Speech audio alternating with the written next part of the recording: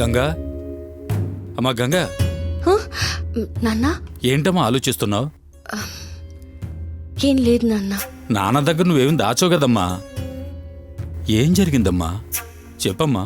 అది కాదు నాన్న, రమ్య ఫోటో చిన్నయ్య గారి రూమ్ లో ఉండాలని జానకక్క ఫోటోని మంజులమ్మ తీసి విసిరేశారు. అది నేను మన గదిలో తీసుకొచ్చి పెట్టాను. ఇప్పుడు చూస్తే మన గదిలో నేను జానకక్క ఫోటో పెట్టిన చోట రమ్య ఫోటో ఉంది. చిన్నయ్య గారి రూమ్కి వెళ్ళి చూస్తే ఇక్కడున్న జానకక్క ఫోటో అక్కడుంది. ఈ ఇంట్లో ఏదో జరగరాంది జరుగుతోంది నాన్న.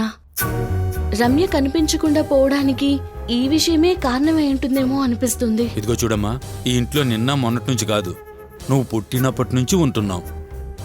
ఇంతవరకు ఇలా జరిగిందే లేదు. రమ్య తనకు నచ్చినోడితో కలిసి బతకాలని తనే స్వయంగా ఉత్తరం రాసిపెట్టి వెళ్ళిపోయింది. పోలీసులు కూడా వచ్చి చూసి అమ్మాయి పారిపోయిందన్నారు.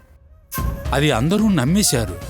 కాబట్టి ఈ పరిస్థితిలో జరగకూడని జరిగిందంటే ఆ తర్వాత మనకు ఎన్నో సమస్యలు ఎదురవుతాయమ్మా.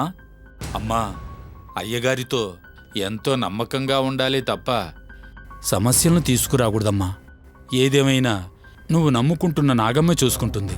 మనసులో ఏమీ పెట్టుకోకుండా చూసి చూడనట్టుండమ్మా. అయ్యగారికి మాత్రలు ఇచ్చావమ్మా? ఇంకా లేదు నాన్న. త్వరగా వెళ్ళి ఇచ్చిరామ్మా. సరే నాన్న.